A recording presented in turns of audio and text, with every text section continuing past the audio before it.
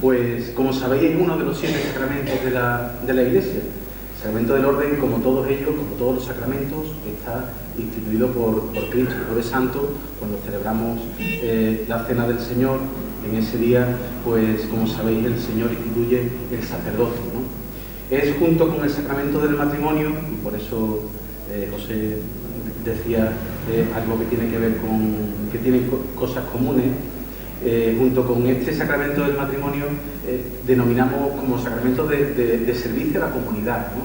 Porque está ordenado y contribuye a la salvación de los demás mediante el servicio que prestan a los hombres. El sacramento del orden, en el sacramento del orden, perdón, aquellos que fueron consagrados por el bautismo y la confirmación para el sacerdocio común de todos los fieles, reciben una consagración particular. Reciben una consagración particular.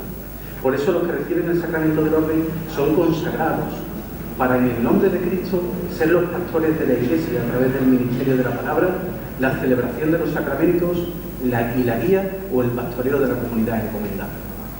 El orden es el sacramento gracias al cual la misión confiada por Cristo a sus apóstoles sigue siendo ejercida en la Iglesia y hasta el fin de los tiempos.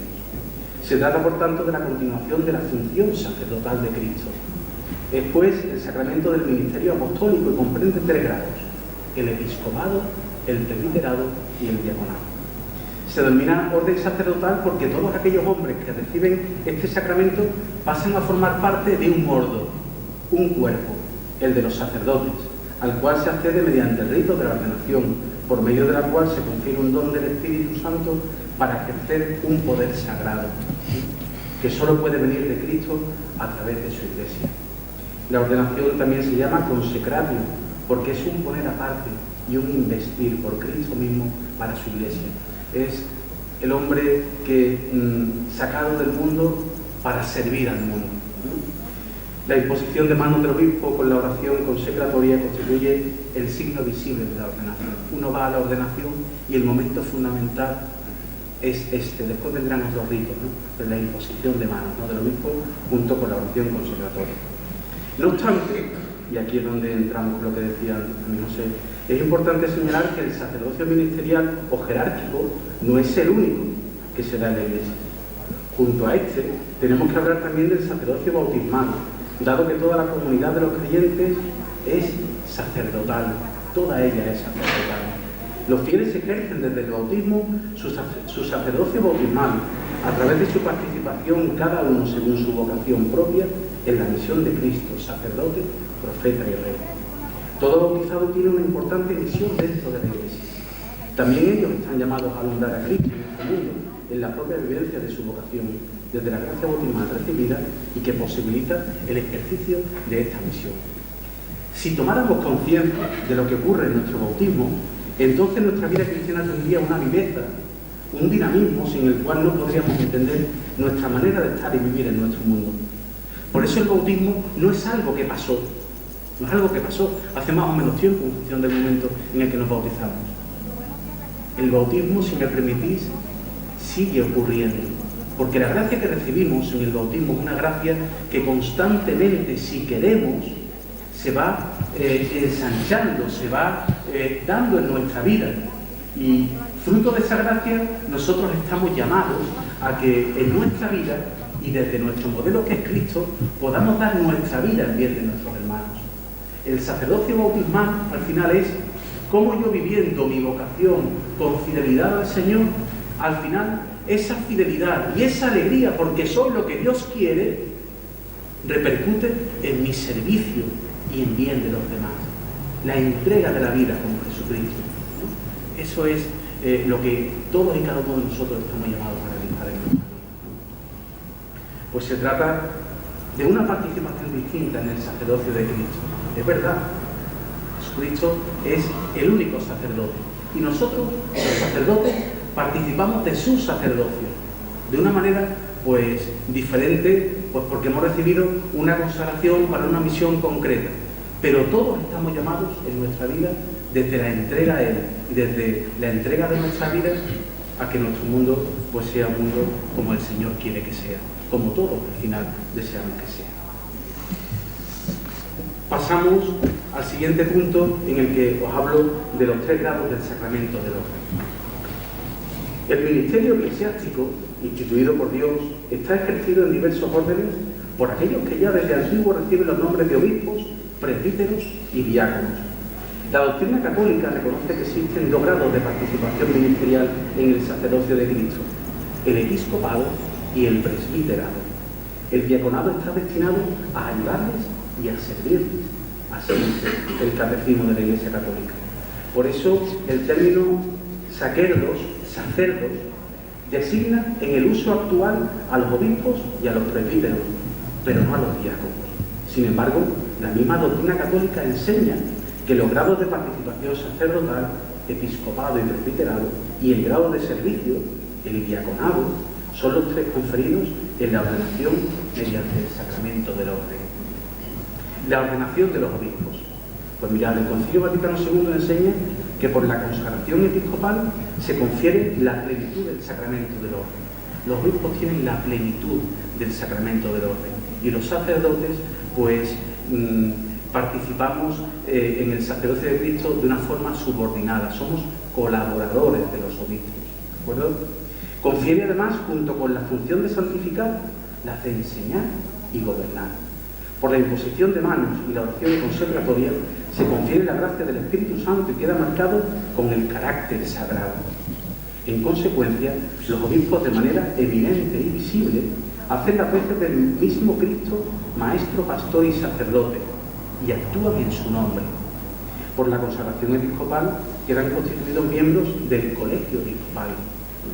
Y cada obispo, como vicario de Cristo, tiene el oficio pastoral de la iglesia particular que le ha sido confiado, al mismo tiempo que con todos sus hermanos obispos tienen de forma colegiada, pues, la solicitud por todas las iglesias,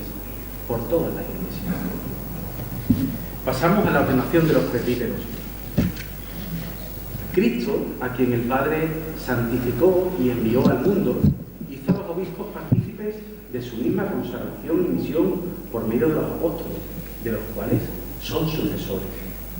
Estos han confiado legítimamente la función de su ministerio en diversos grados, a diversos sujetos de la Iglesia, dice en el número 28. La función ministerial de los obispos, en grado subordinado, fue encomendada a los presbíteros, como decía antes, para que, constituidos en el orden del presbiterado, fueran los colaboradores del orden episcopal para realizar adecuadamente la misión apostólica confiada por Cristo. Igual que los apóstoles necesitaban ayuda para realizar toda esta misión. El ministerio de los presbíteros, por estar unido al orden episcopal, participa de la autoridad con la que el propio Cristo constituye, santifica y gobierna su cuerpo. Por eso, el sacerdocio de los presbíteros supone ciertamente los sacramentos de la iniciación cristiana. Se confiere, sin embargo, por aquel sacramento peculiar que, mediante la unción del Espíritu Santo, marca a los sacerdotes con un carácter especial. Ya después vamos a ver cuáles son los efectos de este sacramento en aquel que lo recibe. Pero ya sabemos, y aquí está anunciado, pues ese carácter, ¿no? Uno que se ordena será sacerdote para siempre. El sacerdocio imprime carácter. Así quedan identificados con Cristo sacerdote, de tal manera que puedan actuar como representantes de Cristo cabeza. Todos estos son textos que os estoy leyendo casi todos del concilio. Los presbíteros, aunque no tengan la plenitud del sacerdocio y dependan de los obispos en el ejercicio de sus poderes, sin embargo están unidos a estos en honor del sacerdocio y en virtud del sacramento del orden quedan consagrados como verdaderos sacerdotes de la nueva alianza. Yo no puedo hacer lo que me dé la gana. En definitiva, viene a decir este texto, ¿no? O sea, yo no soy sacerdote por mi cuenta. Yo tengo que vivir mi sacerdocio en comunión con mi obispo. En comunión con mi obispo. En virtud del sacramento del orden, los presbíteros participan de la universalidad de la misión confiada por Cristo a los apóstoles. Uno se ordena en Sevilla, en la catedral, pero uno es sacerdote para toda la Iglesia universal. Es verdad que después los sacerdotes se incardinan en ese vínculo jurídico del que don Francisco nos podía hablar muchísimo y estupendamente. Pero el sacerdote se ordena para toda la Iglesia. Para toda la Iglesia. El don espiritual que recibieron en la ordenación los prepara no para una misión limitada y restringida, sino para una misión amplísima y universal de salvación hasta los extremos del mundo, dispuestos a predicar el Evangelio por todas partes. Su verdadera función sagrada, los sacerdotes la ejercen sobre todo en el culto o en la comunión eucarística. En ella, actuando en la persona de Cristo y proclamando su misterio, unen la ofrenda de los fieles al sacrificio de su cabeza. Actualizan y amplían en el sacrificio de la misa hasta la venida del Señor el único sacrificio de la nueva alianza, el de Cristo, que se ofrece al Padre de una vez para siempre como hostia inmaculada. Mirad, los presbíteros, los sacerdotes, como colaboradores dirigentes de los obispos y ayuda e instrumentos suyos, llamados para servir al pueblo de Dios, forman con su obispo un único presbiterio. Hoy ha sido un día precioso aquí en nuestra diócesis, especialmente en la parroquia de Sagrario, porque hoy celebramos a San Juan de Ávila, el patrón del clero secular español. Y este día para los sacerdotes es muy especial, porque nos reunimos todos en torno a nuestro obispo, ¿no? Tenemos una conferencia, tenemos la Eucaristía, que es concelebrada por todos los sacerdotes y presidida por nuestros obispos, ¿no? Y después tenemos un momento de encuentro, pues comiendo. Y es un día donde realmente esto se ve. Cuando nosotros nos ordenamos, cuando recibimos esa ordenación sacerdotal, pues pasamos a formar parte de, bueno, la hermandad. A mí me gusta llamarlo así, de mis hermanos sacerdotes, ¿no? No es algo que yo me quiera tomar porque sí, porque a mí me gusta decir, los sacerdotes son, bueno, pues mis hermanos y ya están, no, es que por el sacramento del orden formamos una fraternidad sacerdotal. Y ese presbiterio, que junto con el obispo, pues en diversos momentos del año se hace patente. El día de San Juan de Ávila, el día de la misa crismal, el día de las ordenaciones, ¿no? Donde gran cantidad de sacerdotes pues nos reunimos en torno a nuestro obispo, pues para celebrar lo que en ese día tengamos que celebrar. En cada una de las comunidades locales de fieles hacen presente los sacerdotes de alguna manera a su obispo, al que están unidos con confianza y magnanimidad. Cuando yo estaba en Parada de cura, pues yo era delegado del obispo en Parada. Evidentemente, como él tenga que estar en todos sitios, pues no puede. Cada sacerdote es delegado del obispo ahí donde está, para que se pueda seguir ejerciendo esa función sacerdotal de Cristo, ¿no? Para que se pueda comunicar la alegría del Evangelio, para que se celebren los sacramentos, para que se viva en comunidad cristiana. Pues participan en sus funciones y preocupaciones y las llevan a la práctica cada día.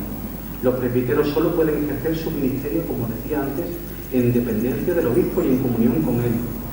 La promesa de obediencia que hacen al obispo en el momento de la ordenación y el beso de paz del obispo al fin de la liturgia de la ordenación significa que el obispo los considera como sus colaboradores, sus hijos, sus hermanos y sus amigos, y que a su vez ellos le deben amor y obediencia. Los presbíteros, instituidos por la ordenación en el orden del presbiterado, están unidos todos entre sí por la íntima fraternidad del sacramento, como decía, ¿no? Desde el sacramento pues pasamos a formar parte de esa fraternidad sacerdotal. No es algo que yo elija, ¿no? Ya tengo la suerte de estar en una fraternidad como es la del presbiterio, en la que pues después viviremos muchísimas cosas. Forman un único presbiterio, especialmente la diócesis, a cuyo servicio se dedican bajo la dirección de su obispo. La unidad del presbiterio encuentra una expresión litúrgica en la costumbre de que los presbíteros impongan a su vez las manos después del obispo durante el rito de la ordenación. Esto es maravilloso. Mirad, los nuevos sacerdotes son ordenados y después son recibidos por todo el presbiterio. Si habéis ido alguna vez a alguna ordenación sacerdotal, es verdad que esto puede ser un momento que alarga mucho, pero tiene mucho significado. Es decir, los nuevos sacerdotes ordenados, todos los sacerdotes pues pasamos por ellos y les imponemos las manos, ¿no? Es signo de acogida, ¿no? De acogida, de bienvenida al presbiterio. La ordenación de los diáconos. En la imposición de las manos que tiene lugar en la ordenación de los diáconos, se les encomienda la realización de un servicio importante en el seno de nuestra Iglesia. En su ordenación, el obispo solo les impone las manos, significando así que el diácono está especialmente vinculado al obispo en las tareas de la evangelización. Los diáconos participan de una manera especial en la misión y la gracia de Cristo. El sacramento del orden les marcó con un sello el carácter que nadie puede hacer desaparecer y que los configura con Cristo, que se hizo diácono, es decir, servidor de todos. Corresponde a los diáconos asistir al obispo y a los presbíteros en la celebración de los divinos misterios, sobre todo en la Eucaristía y la distribución de la misma, asistir a la celebración del matrimonio y bendecirlo, proclamar el Evangelio y predicar, presidir las exequias y entregarse a los servicios de la caridad, también bautizar, todo esto sin misa, el bautizo, el entierro, el matrimonio, sin poder celebrar todavía la Eucaristía. Pero ejercen una labor de servicio impresionante y maravillosa. Bien, después de hablar un poco de estos 3 grados, podríamos decir, me voy a centrar un poco más en lo que es el sacramento del orden, pero sobre todo también visto desde el sacerdote, porque al final es la figura con la que más convivimos, ¿no? Con la que más estamos, ¿no? Y quizás nos podamos hacer muchas preguntas sobre todo esto. Podremos empezar diciendo y preguntándonos por quién puede recibir este sacramento, ¿no? ¿Quién puede recibir este sacramento? Pues solo el varón bautizado recibe válidamente la sagrada ordenación. Solo el varón bautizado recibe válidamente la sagrada ordenación. El Señor Jesús eligió a hombres para formar el colegio de los 12 apóstoles. Y los apóstoles hicieron lo mismo cuando eligieron a sus colaboradores que les sucederían en su tarea. Hicieron lo mismo. El colegio de los obispos, con quienes los presbíteros están unidos en el sacerdocio, como hemos dicho antes, hace presente y autoriza al retorno de Cristo el colegio de los 12. Luego la Iglesia se reconoce vinculada por esta decisión del Señor. Se reconoce vinculada. Esta es la razón por la que las mujeres no pueden recibir la ordenación. Por otro lado, nadie tiene derecho a recibir el sacramento del orden. Esto tiene que ser una cosa que tiene que quedar muy clara. Es una gracia, porque parte de la llamada de Dios a quien lo recibe. Nadie puede llegar al seminario diciendo, yo me voy a ordenar. Nadie. Uno puede llegar al seminario diciendo, mire usted, Madre Iglesia, creo que tengo vocación y necesito que me ayuden a discernir. Y la Iglesia, junto con el seminarista, va discerniendo si hay vocación o no hay vocación. Y si al final hay signos claros de que hay vocación, pues entonces evidentemente la Iglesia reconoce esa vocación y termina ordenando el candidato. Pero nadie puede arrogarse o pretender para sí mismo algo que no es un derecho, sino que sobre todo es un don, porque es una gracia, porque parte de la llamada que el Señor hace. Todos los ministros ordenados de la Iglesia Latina, excepto los diáconos permanentes, son elegidos entre hombres creyentes que viven como célibes y tienen la voluntad de guardar el celibato por el reino de los cielos. Los sacerdotes están llamados a consagrarse por completo al Señor y a sus cosas. Se entregan por completo a Dios y a los hombres. En las iglesias orientales esta práctica es diferente.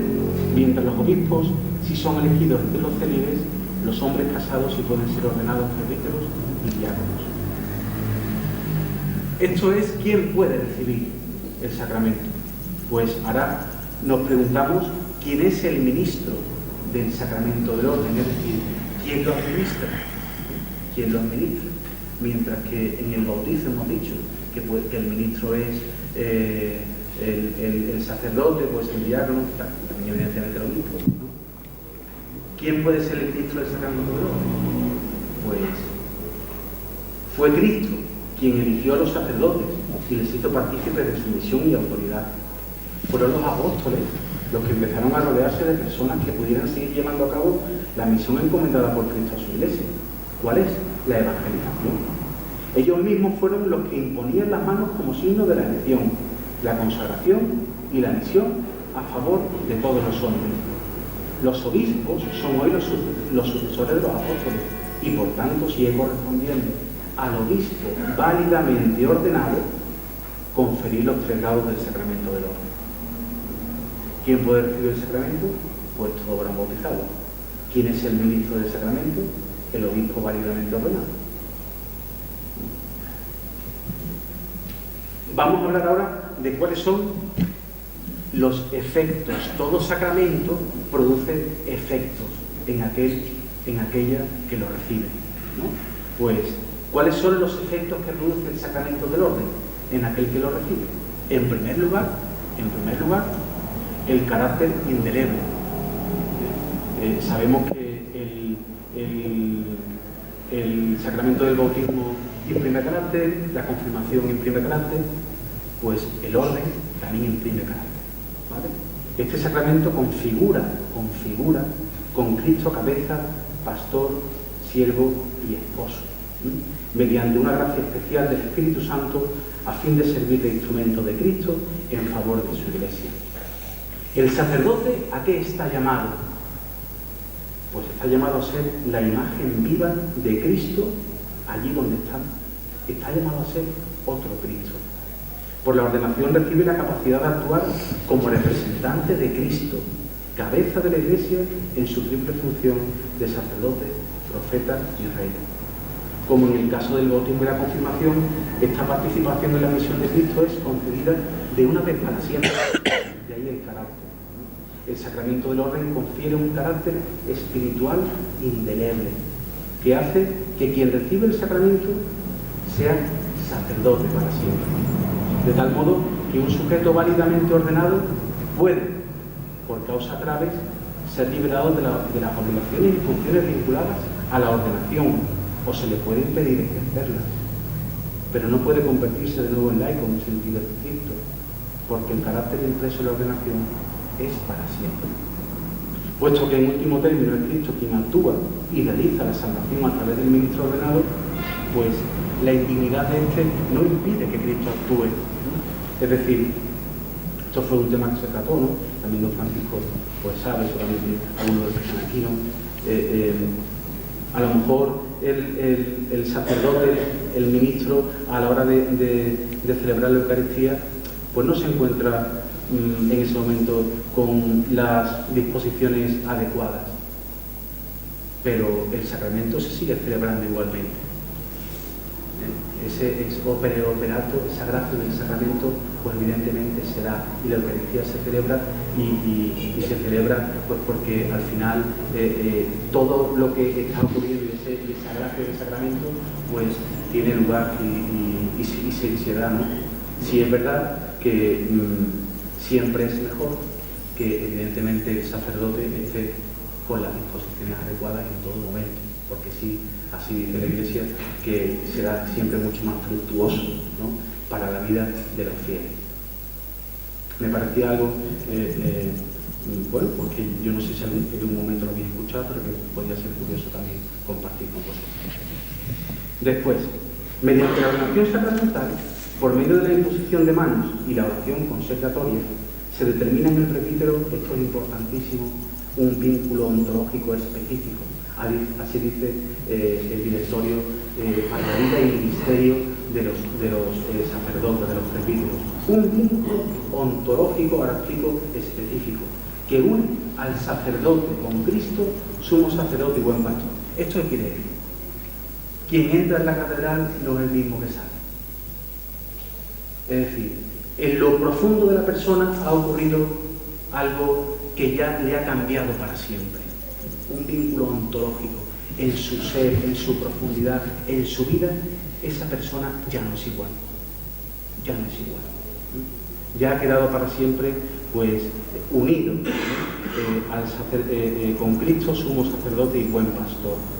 La identidad del sacerdote deriva de la participación específica en el sacerdocio de Cristo, por lo que el ordenado se transforma en la Iglesia y para la Iglesia en imagen real, viva y transparente de Cristo sacerdote, una representación sacramental de Cristo, cabeza y pastor.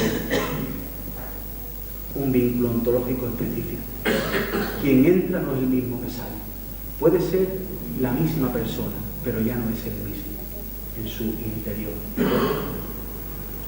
Por medio de la consagración, el sacerdote recibe como don un poder espiritual que es participación de la autoridad con que Jesús, mediante su Espíritu, guía a la Iglesia. Autoridad que siempre tiene que ver con el servicio, con la entrega de la vida. Ser el primero en lavar los pies, ser el primero en dar la vida. El sacerdote entra de lleno en el misterio trinitario, llamado por Dios para servir en nombre y al modo de Cristo, siempre en el Espíritu Santo, y configurado para servir como Cristo. Servir como Cristo. Esa es siempre nuestra misión. Al mismo tiempo hay que decir que Dios no borra la personalidad de cada sacerdote, sino que se sirve de ella y la potencia en la medida en que el mismo sacerdote responde con fidelidad a su propio ministerio. Por tanto, y como tercer paso, el sacerdote es elegido, consagrado y enviado. Siempre que estamos hablando de una llamada, estamos hablando de una llamada para algo, ¿no? Siempre el Señor llama a algo. Pues elegido, consagrado, ungido y además enviado. ¿Enviado para qué? Para hacer actuar la misión misma de Cristo. Está llamado a ser instrumento de transmisión de la gracia de la redención, porque la consagración es para la misión. Un cuarto punto sería el siguiente: el sacerdote actúa in persona Christi Capitis. El sacerdote actúa en la persona de Cristo. En el servicio eclesial del ministro ordenado es Cristo mismo quien está presente en su iglesia como cabeza de su cuerpo, pastor de su rebaño. Es lo que la Iglesia expresa al decir que el sacerdote, en virtud del sacramento del orden, actúa in persona Christi Capitis. Así, por el ministerio ordenado, la presencia de Cristo como cabeza de la Iglesia se hace presente en medio de la comunidad. Es decir, cuando el sacerdote bautiza, es Cristo quien bautiza. Para que os hagáis una idea. Cuando el sacerdote está celebrando, pues nos preside el mismo Cristo. Es Cristo el que está actuando, ¿no?, en la Iglesia. El sacerdote actúa en la persona de Cristo. Después, pues también por medio de este sacramento, ¿no?, el sacerdote recibe esa gracia del Espíritu Santo, dice el Catecismo. La propia de este sacramento es la de ser configurado con Cristo. Ser configurado con Cristo. ¿Con Cristo qué? Sacerdote, maestro y pastor, de quien el ordenado es constituido ministro.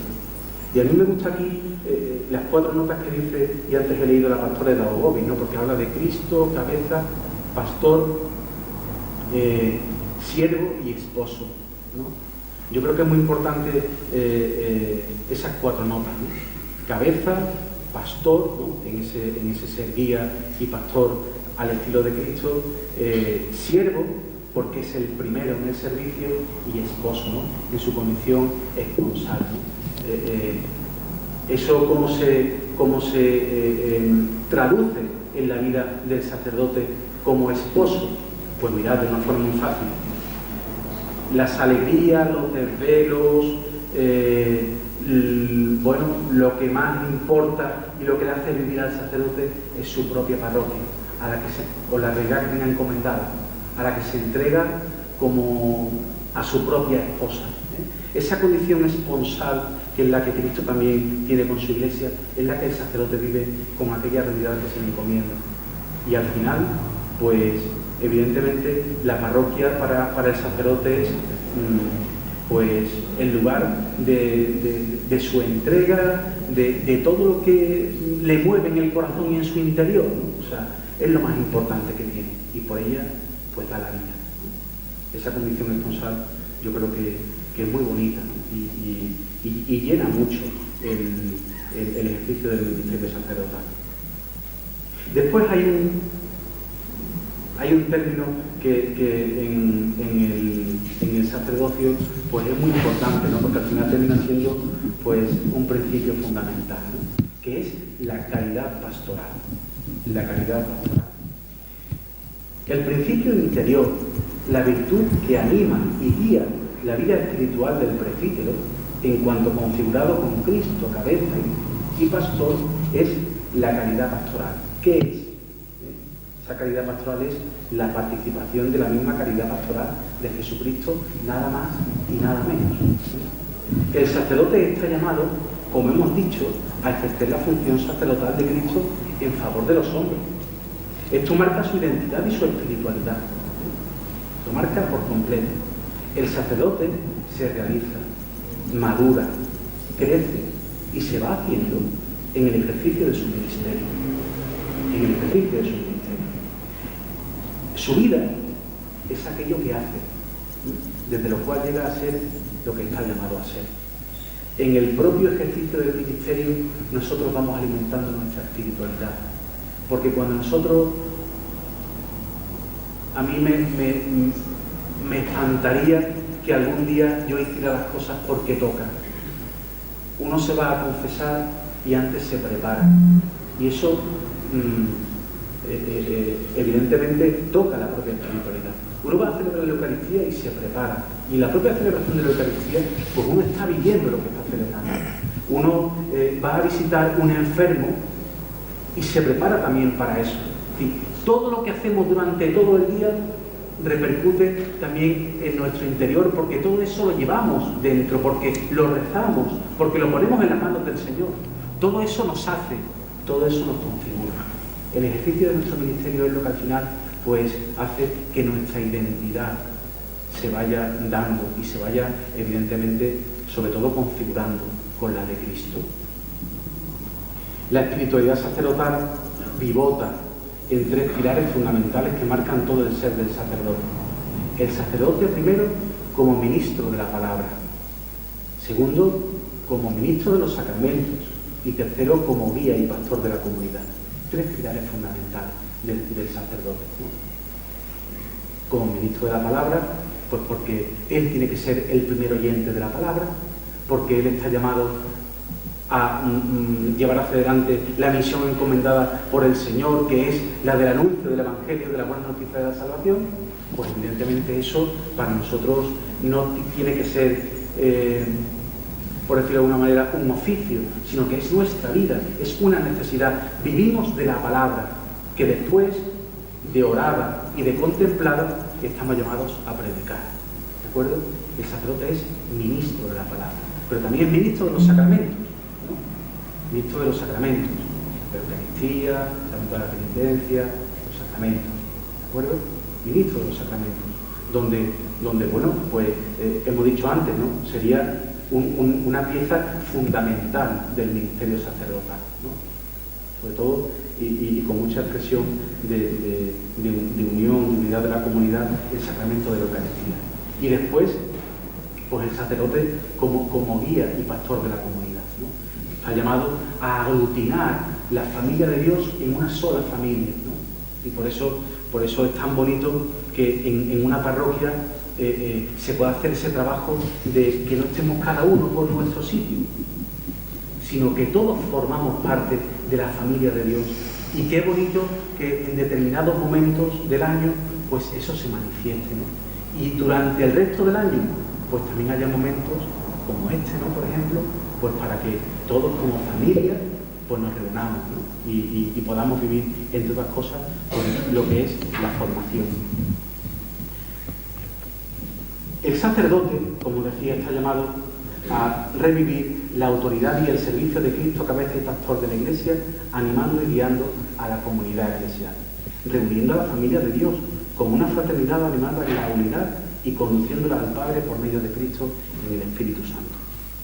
Pues mirad, estas tres cosas, estos tres pilares fundamentales están unidos, están motivados, están llevados y están animados por esta caridad pastoral, que ahora mismo os defino. El contenido esencial de la caridad pastoral es la donación de sí mismo, ¿eh? La total donación de sí a la Iglesia, el despojo de uno mismo por la entrega a Jesucristo, a la Iglesia y a los demás, de una forma completamente, entenderme, desproporcionada. Es decir, el don total de uno mismo, al estilo de Cristo, que es como Él ejerció también su ministerio.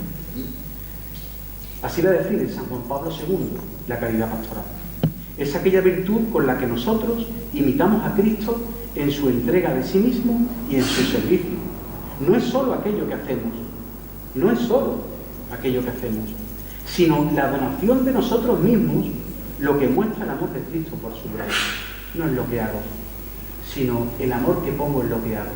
La entrega y olvido de mí mismo que pongo en lo que hago, para estar centrado en lo que tengo que hacer.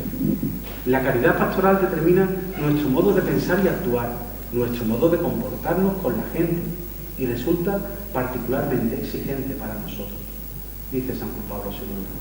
Pero también dice él, con la caridad pastoral que caracteriza el ejercicio del ministerio sacerdotal, estamos hablando del ejercicio del sacerdocio como amoris officium, es un oficio de amor, diría San Agustín. Es un oficio de amor. Esto no es un funcionariado, esto no es una profesión, esto es una vocación maravillosa que exige, para poder ser vivida en plenitud y en verdad, hacerla con amor y desde el amor, al estilo de Cristo, en esa caridad pastoral.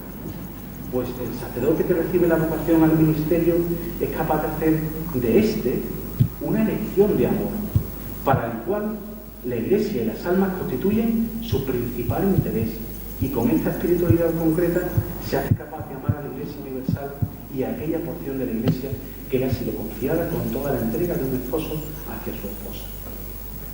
En la ordenación, el sacerdote promete celibato y obediencia a su obispo, al que le ordena y a sus sucesores.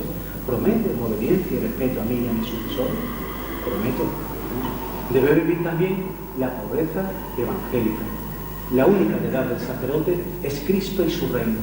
La única heredad es Cristo y su reino. Es un vivir despojado de sí mismo y de las cosas. Un vivir con libertad interior ante los bienes y las riquezas del mundo. Es un vivir también cerca de aquellos que son los preferidos del Señor. Vivir en sencillez y la sobriedad que hace ver que de quien está lleno su deseo y su corazón, solo del Señor, solo del Señor. Por esto también el celibato, ¿no? El celibato, que es un vivir con un corazón completamente indiviso. Mi corazón, el corazón del sacerdote, únicamente mirando al Señor, ¿no? Y en el deseo de propagar su reino, y en el deseo de vivir únicamente desde aquello que sacia, que es el encuentro con el Señor y el dar la vida por los hermanos, ¿no? Es un corazón únicamente puesto en el Señor. Y eso pues es al final la fuente de nuestra alegría. Nuestra afectividad descansa en nuestra relación profunda, amistosa, prolongada, permanente con el Señor, ¿no? Que es quien llena de sentido toda nuestra vida. Hemos dicho y hemos hablado del ministro, hemos hablado de quién puede recibirlo, hemos hablado de notas del sacerdocio, pero no hemos hablado de la celebración de este sacramento, ¿no? La celebración, pues por su impronta para la vida de la Iglesia, exige el mayor concurso posible de fieles. Yo siempre recuerdo las ordenaciones atestadas en la catedral, ¿no? Porque es una celebración realmente importante. Los que hemos tenido la suerte de poder vivirlo, pues queremos que estén todas las personas importantes de nuestra vida, ¿no? Que a lo largo de mucho tiempo pues terminan siendo bastantes, ¿no? Y yo recuerdo además que el cardenal decía que tener en la catedral un domingo de ordenaciones a 3.000 personas es un signo para toda la Iglesia y un signo para todo nuestro mundo y para toda nuestra ciudad, ¿no? Es un signo, ¿no? Porque es una celebración realmente importante. Tendrá lugar preferentemente un domingo y en la catedral, en el transcurso de una solemne celebración dentro de la Eucaristía. El rito esencial del sacramento del orden está constituido para los 3 grados, como decía antes, por la imposición de manos sobre la cabeza del ordenando, junto con la oración consecratoria, que dice en secreto el ministro, el obispo, esa oración consagratoria que es específica y que pide a Dios la efusión del Espíritu Santo y de sus dones apropiados al ministerio para el cual el candidato es ordenado. Es ungido para que en la fuerza del Espíritu y en esa capacidad que solo el Espíritu es capaz de dar, pues vaya ejerciendo su ministerio, ¿no? Eso es lo fundamental, que nosotros hagamos y hagamos siempre desde el Espíritu. Tenía un punto más que yo no lo voy a desarrollar porque ya está bien el tiempo que hemos empleado y que tampoco añade mucho más, ¿no? Ya con esto se ha dicho lo más importante y lo fundamental del sacramento del orden, ¿no? Muchas gracias.